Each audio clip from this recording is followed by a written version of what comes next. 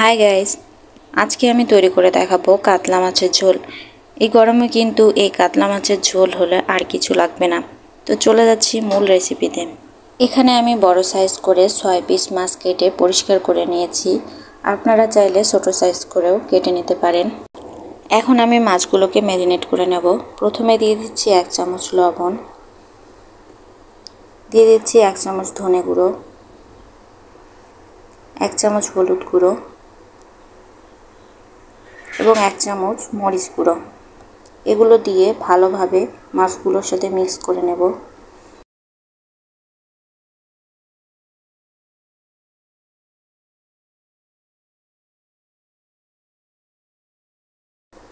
Mix করা হয়ে গেছে।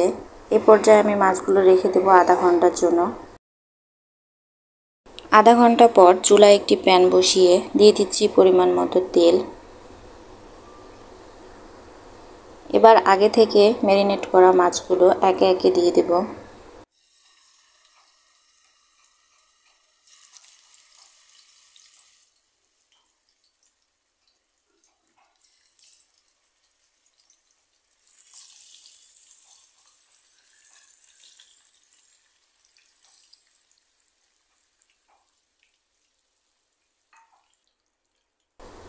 মাছগুলোকে উল্টে পাল্টে এপিট ওপিট ভালোভাবে ভেজে নেব।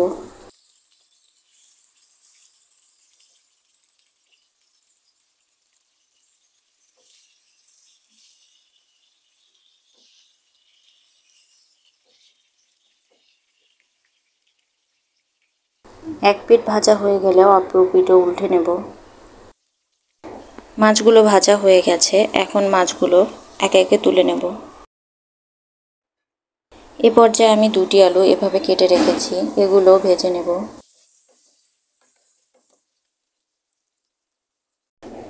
আলুগুলো এভাবে ভাজতে হবে, এর চেয়ে বেশি ভাজা যাবে না, তাহলে খেতে ভালো লাগবে না। এখন আলুগুলো তুলে নেব। এখন আমি পেঁয়াজ বেরেস্তা করে নেব। এই তেলের মধ্যে দিয়ে দিচ্ছি 1 কাপ পেঁয়াজ। এই পেঁয়াজটা আমি লবণ দিয়ে আগে থেকে মাখিয়ে রেখেছিলাম। এতে করে পেঁয়াজ থেকে এক্সট্রা পানি বের হয়েছে, যার কারণে পেঁয়াজটা তাড়াতাড়ি ভাজা হবে। আপনারা পেঁয়াজ বেরেস্তা করলে এরকম করে বেরেস্তা করবেন, এতে করে পেঁয়াজ তাড়াতাড়ি ভাজা হবে এবং তেলও অনেক কম লাগবে।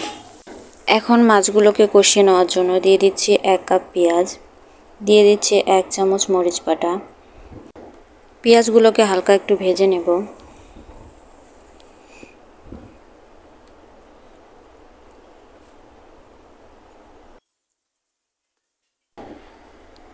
এ পর্যায়ে দিয়ে দিচ্ছি 2 চামচ লবণ, 2 চামচ হলুদ গুঁড়ো এবং হাফ টি স্পুন মরিচ গুঁড়ো। এই মশলাগুলো যাতে পুড়ে না যায় সেজন্য দিয়ে দিচ্ছি 1 কাপ পানি। এই পানিটি দিয়ে মশলাগুলোকে কষিয়ে নেব।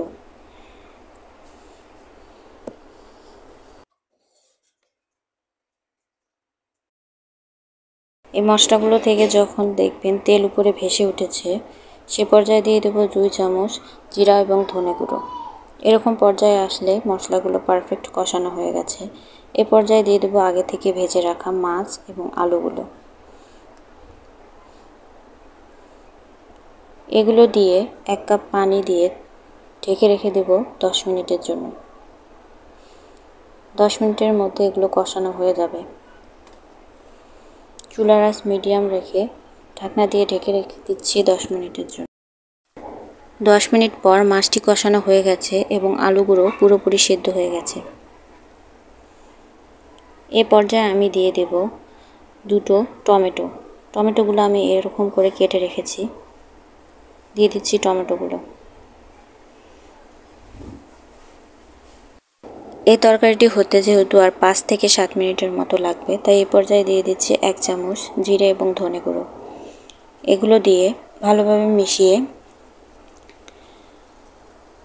উপরে দিয়ে দিচ্ছি আগে থেকে ভেজে রাখা পেঁয়াজ বেরেস্তাগুলো। এখন 1 কাপ পানি দিয়ে দিচ্ছি, যেহেতু আমি মাছটি ঝোল করব।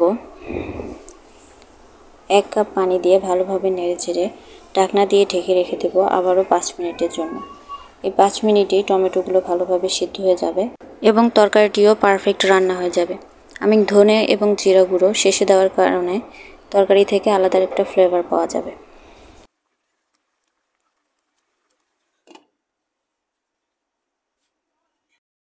পাঁচ মিনিট পর তরকারির কালারটা দেখতেই পাচ্ছেন কতটা সুন্দর এসেছে। আমি এরকম ঝোল রেখেই নামিয়ে নেব। এখন যেহেতু প্রচুর গরম, আর এই গরমে খেতেও কিন্তু ভালো লাগে না। এভাবে মাছের ঝোল রান্না করে খেলে আশা করি সকলের ভালো লাগবে। আমরা মাছে ভাতে বাঙালি, আর প্রতিনিয়ত আমাদের বাসায় মাছ রান্না করা হয়। এভাবে আমার রেসিপিটি ফলো করে একবার হলেও রান্না করে দেখবেন।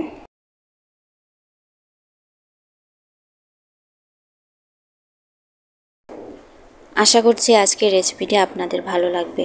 রেসিপিটি ভালো লাগলে লাইক, কমেন্ট, শেয়ার করবেন এবং আমার চ্যানেলটি সাবস্ক্রাইব করে আমার পাশেই থাকবেন। এতক্ষণ আমার ভিডিও দেখার জন্য অসংখ্য ধন্যবাদ।